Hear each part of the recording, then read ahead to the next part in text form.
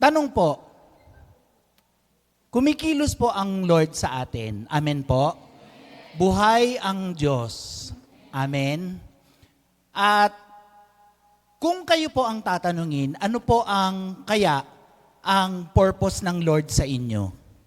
Bakit kaya siya kumikilos? Bakit kaya siya nakikipag-usap sa inyo?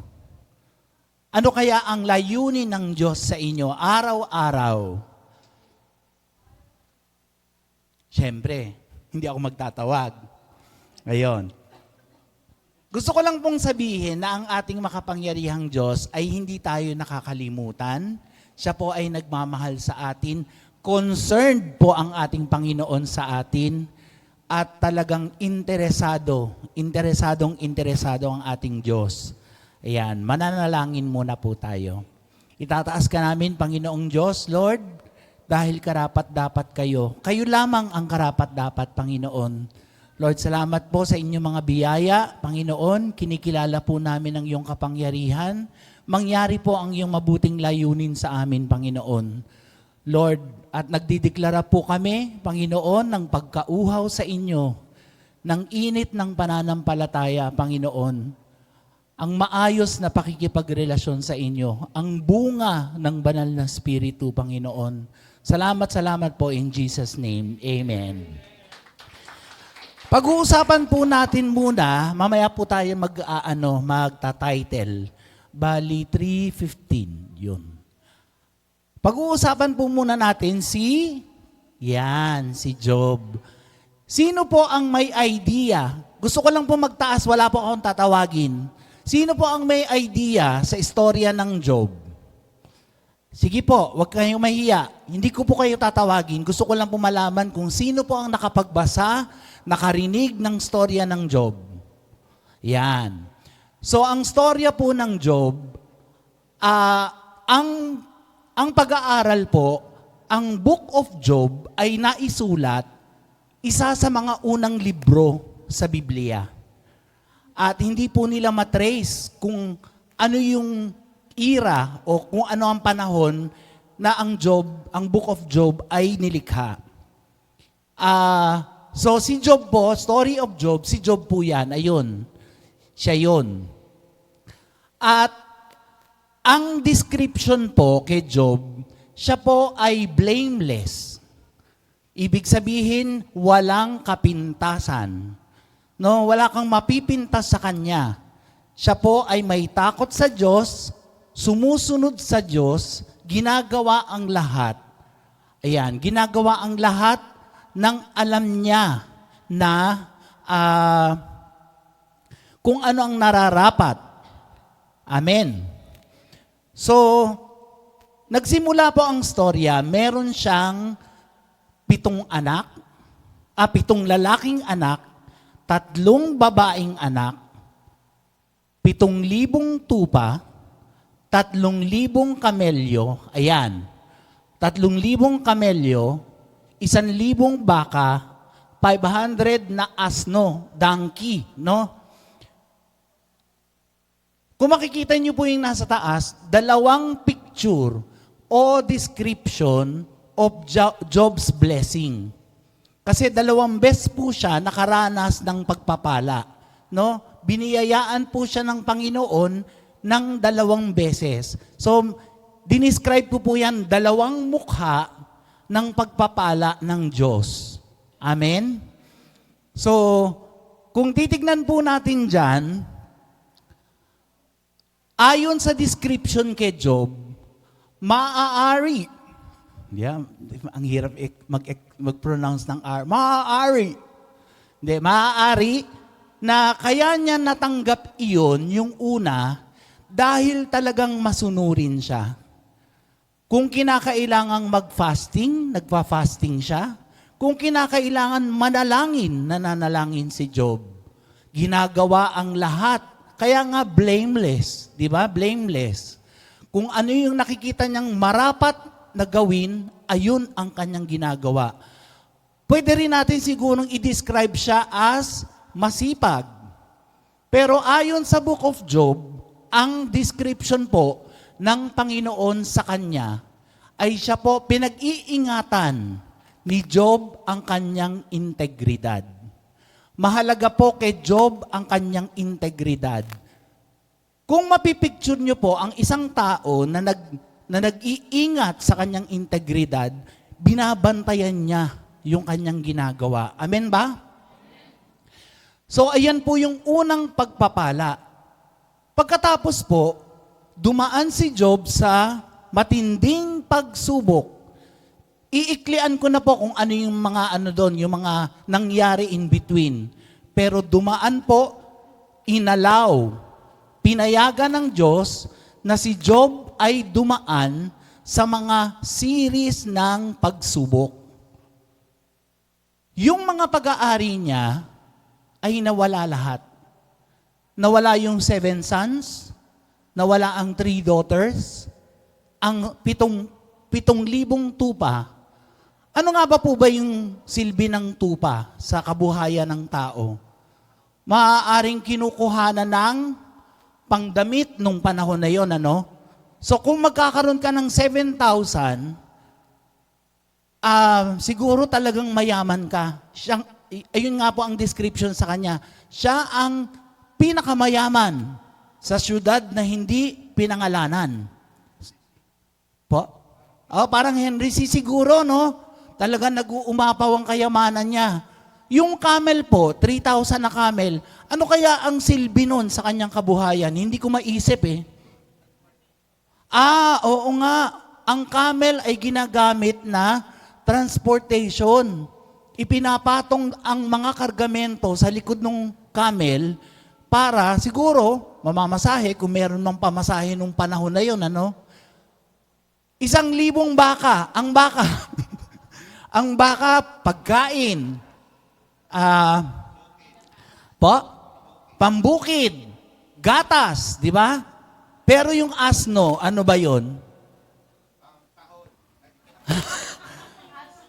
Asno ay siguro ganun din, no? Transportation din, ano? Means of cargo, no? Yung pagdala ng cargo.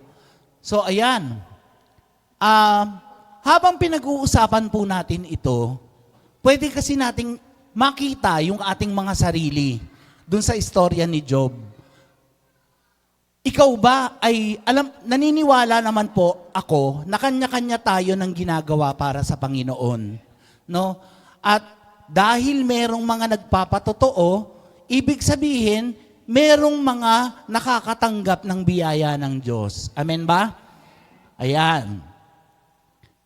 Dumaan sa pagsubok si Job, sabi ko nga po, nawala ang lahat ng kanyang meron.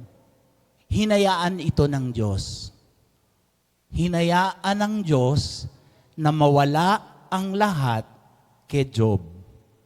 I-picture nyo nga po yung sarili nyo na kayo si Job at nawala ang lahat ng ito. Alam nyo po, magko-confess ako, first time kong nabasa ito, ang reaction ko, wow, grabe naman Lord. Naubos. At ang natira lang sa kanya ay ang kanyang asawa. Asawa lang. At bukod pa po doon, na wala na nga lang lahat na yon, nagkaroon pa siya ng sakit. Yung boils. Ano nga ba yung pigsa? Pigsa sa buong katawan. Nagbago po, hindi lang po ang kanyang kayamanan, nagbago maging ang pakikitungo ng tao sa kanya. Nawala ang paggalang, nilalampas-lampasan na lang siya, no mga taong nabibigyan niya, natutulungan niya, no? Ayun. So, ang nangyari po, nawala na ang lahat, imagine niyo po yon. Tapos, ang ending po ng Job, ito ang ibinigay ng Panginoon kay Job. Ang binigay po ng Lord sa kanya, ang ending ng story, 7 anak, 7 anak na lalaki, 3 anak na babae, 14,000 na tupa, 6,000 camel, 2,000 baka, 1,000 asno. Dumoble ang kayamanan, ang pagpapala. Ang tanong, may nabago ba kay Job? O may nangyari ba kay Job sa pagitan ng 2 blessing na ito? Tinanong ko po kanina kayo, ang Panginoon ay nagmi-minister kasama natin araw-araw. Ano ang layunin ng Panginoon sa atin? Katulad po ni Job, ang Diyos po ay hindi tumitigil sa kanya. No? Sabi ko nga po, pinayagan ng Lord na dumaan siya sa mga pagsubok. Tapos nakita na kagad natin yung ending. Dumoble ang pagpapala. Ano ang nangyari sa pagitan? Kaya ang tanong po, may nabago ba kay Job? May nangyari ba kay Job sa pagitan ng 2 blessing na ito? Ano ang kilos ng Panginoon sa buhay ni Job? Yan. Amen. Thank you, Lord. Sabi po eto po, last chapter ng Job, ang sabi po ni Job, nooy nakilala ko kayo dahil sa sinabi ng iba. Ang tinutukoy po dito ang Panginoon. Subalit, ngayon nakita ko kayo ng sarili kong mga mata. Kaya ako ngayon ay nagsisisi, ikinahihiya lahat ng sinabi. Sa alabok at abo, ako ay nakaupo. Habang dumadaan po si Job sa pagsubok, kung kayo po ang nasa posisyon ni Job, talagang magtatanong ka. No? Magtatanong ka talaga, ano ang ginawa kong pagkakamali? Ano ang kaya? Hindi ko maintindihan. Bakit? Bakit? Bakit? Yon. Di ba ganon? Medyo ginagaangan ko lang po. So nagtatanong po siya dahil hindi talaga maintindihan ni Job yung nangyayari. Kasi talagang mahirap nga namang intindihin. Amen? Totoo. Ang alam ko, ginagawa ko ang lahat, nag-iingat ako, pero bakit ako dumaan sa ganong kabigat na pagsubok? Ano ang gustong sabihin ng Diyos? So ang sabi po, patuloy na patuloy, dumating ang mga kaibigan at ang sabi ng mga kaibigan, hindi maaaring wala kang ginawa, meron kang ginawa. Kaya ganyan ang sinapit mo. Baka kung ano ang ginawa mo na hindi namin nalalaman, pero ikaw ang nakakaalam nun. Diba? At word ko lang po yun, ha? Hindi po yun ang... Pero parang ganun po yung tono. No? Meron kang kinalaman, bakit nangyari yan sa iyo? So, umabot po ng chapter 42. Sabi po ni Job, sinasabi ko nga sa inyo, hindi ko alam. Ang inaantay ko ay marinig ko ang Panginoon. Ano ang nangyari? Humihingi siya ng tagapamagitan dahil it seems na tumatagal ang panahon, hindi niya alam ang sagot. So ang nangyari po, eto na. Fast forward. Dumating ang araw na nagsalita na ang Panginoon sa kanya. At ang salita po ng Diyos, andun ka ba? Andun ka ba, Job? Ang dami mong nalalaman.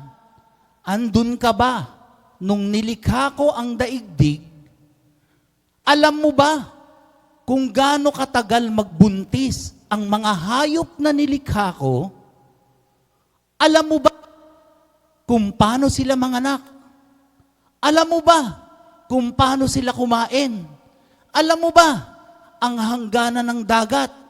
Alam mo ba kung papaano nangyayari ang mga nilikha ko? Nandun ka ba? Ito po ang naging sagot ni Job. Nooy nakilala ko kayo dahil sa sinabi ng iba, subalit ngayon nakita ko kayo ng sarili kong mga mata.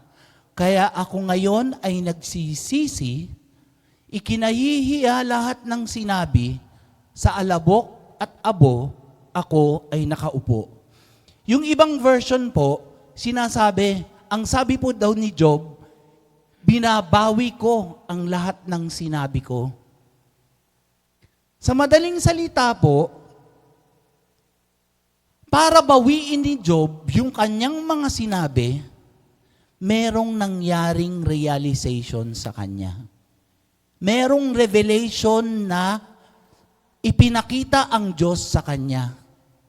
Nakita niya, meron siyang konsepto kung sino ang Panginoon noon, kaya siya lumalakad ng ganon. Sumusunod, ginagawa, ganito, ganito.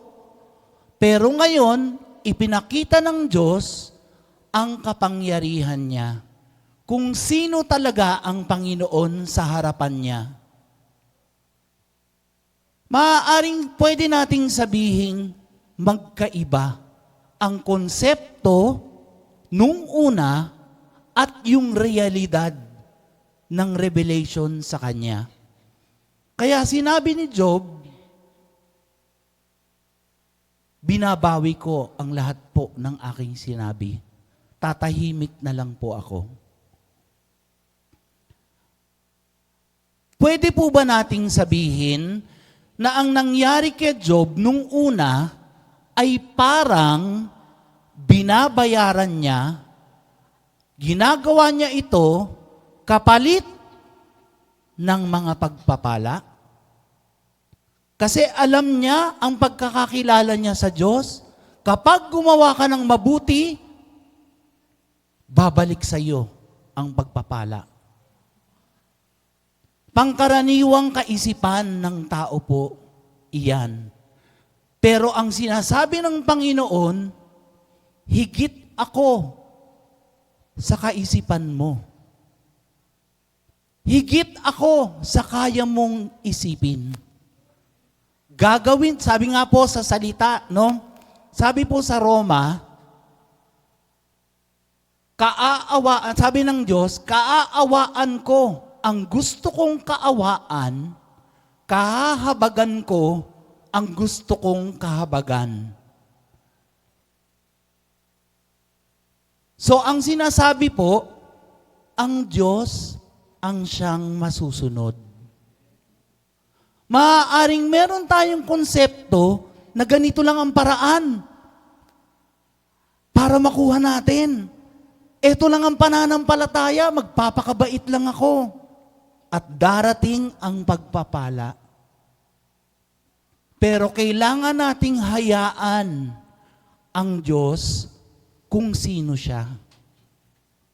Gawin natin ang nararapat, pero hahayaan natin at tatanggapin natin kung ano talaga ang gusto niya. Kung ano ang gusto niya, ayun ang mangyayari. Amen? Pwede po ba nating palakpakan ng Panginoon?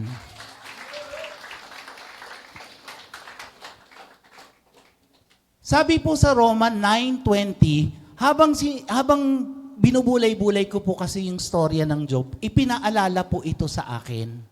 Sabi po diyan, ngunit sino ka para magreklamo sa Diyos?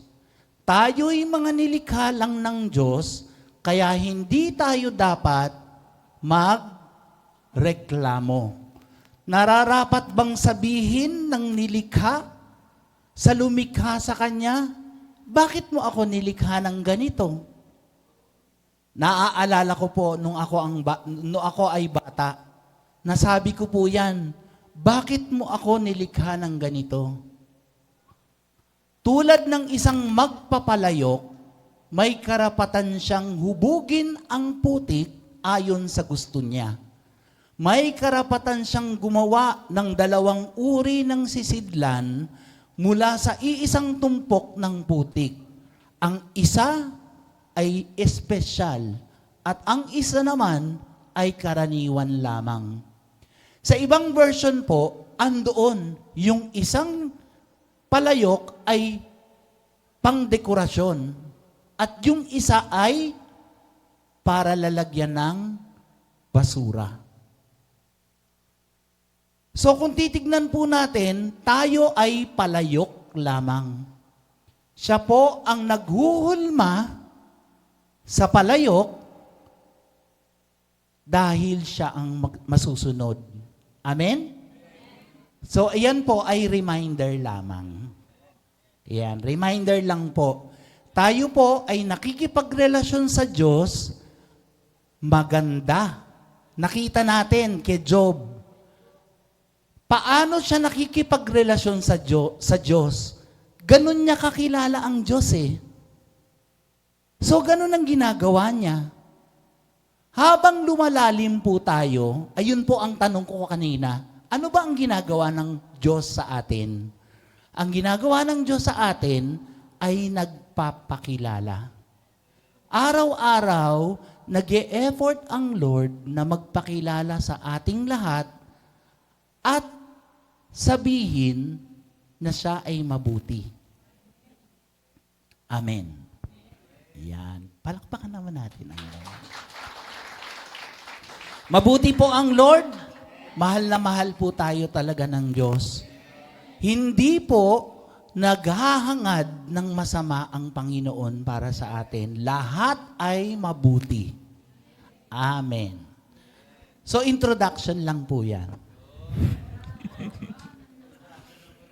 Nakita po natin dyan na si Job ay nasa kalagitnaan ng kanyang pakikipagrelasyon sa Diyos. Amen ba? So nakita rin po natin, actually example ito nung nag-seminar kami sa Maine. Ang ginawa po ni Tatay Jun tungkol po sa kingdom preaching. Tinuruan po kami kung paano mag-preach. Pero ang ginawang exercise ni Tatay Jun, ibibigay ko sa inyo ang Ephesians 3:20. Gumawa kayo ng outline, 1, 2, 3, at yung sub-outline, 1, 2, 3. Sabi ni Tatay Jun, kapag merong isa sa inyo ay nakapareho ng outline na ginawa ko, tatanggap kayo ng 1,000. I-Gcash, nangako si Tatay Jun. Pero alam niyo po, 6 ang kanyang tinawag, siguro meron kaming doon, mga 70 kami o 80. No? Alam niyo ang ending, wala pong nakapareho. Bakit? Kasi sabi nga, ayun ang mystery ng creation. Talagang ginawa tayo ng Panginoon na magkakaiba. Hindi tayo pwede magkapare-pareho. Di ba? Kaya yung pangunawa natin, yung delivery ng ating understanding ay magkakaiba. So kung paano natin ito maintindihan, ganun natin ito lalakaran. No? Kung paano natin kilala ang Diyos, ganun ako lalakad. No? Nag-a-agree ba kayo? Yan. So, ano bang nangyari? Pag-uusapan po natin ang kaligtasan. Kung kanina po pinag-usapan natin yung paglakad sa pakikipagrelasyon sa Diyos, pag-usapan muna natin yung simula. Paano ka ba naligtas? No? Ngayon, ang background po, anyway, lahat naman siguro, in Jesus' name, lahat naman siguro po ay nagbabasa ng Bible. Ayan. So, ini-encourage po ang lahat in the name of Jesus. Parang prayer na no? Na magbasa po ng Biblia. Ngayon po, dahil pinag-usapan natin ang kaligtasan, na pag nilay-nilay ko po, na kung mayroon tayo na aasahan, kasi alam niyo ang nangyari sa akin nung bago ako, marami kong naririnig. Aral, turo, ganito, ganyan, ganyan. Pero pag ako na lang po mag-isa, ang lagi kong tanong sa Panginoon, Lord, ano po ba ang buong picture ng kaligtasan? Medyo naguguluhan po ako.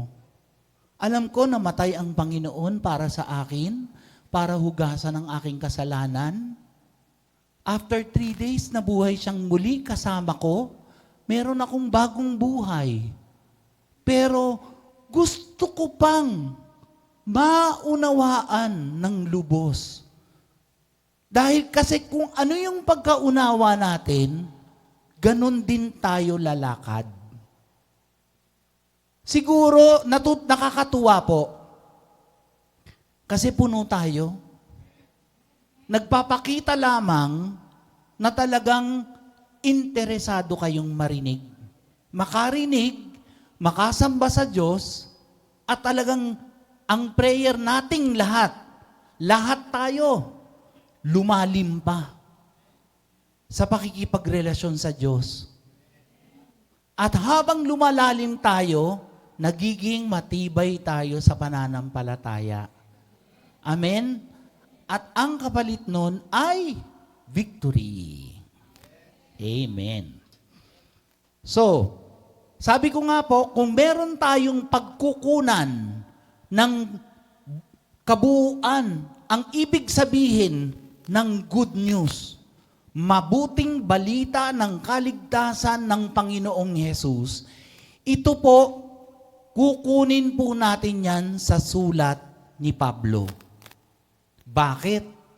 Kasi malinaw pong sinabi sa Biblia na si Pablo ay isinugo, pinili ng Panginoon, tinawag na maging apostol para maghatid ng kaligtasan para sa mga hentil na gaya natin.